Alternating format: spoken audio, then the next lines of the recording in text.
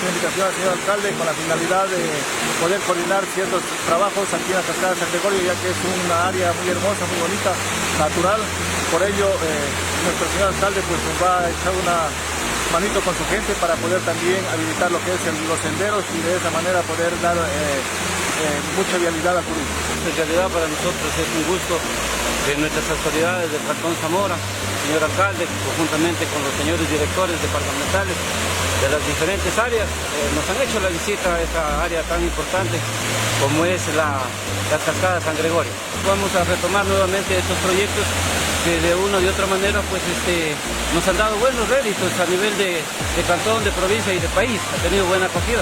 Invitar a turistas propios, extraños a que nos visiten. Es un lugar muy bonito, un espacio natural donde brinda muchas cosas que la naturaleza nos brinda. Bueno, queremos agradecer a los vocales del gobierno parroquial de San Carlos de las Minas por la invitación. Hoy estamos acá prácticamente contentos, felices, alegres, haciendo un recorrido de las cascadas San Gregorio. Lo importante es poder contribuir y aportar, no importa la cantidad, sino la buena voluntad.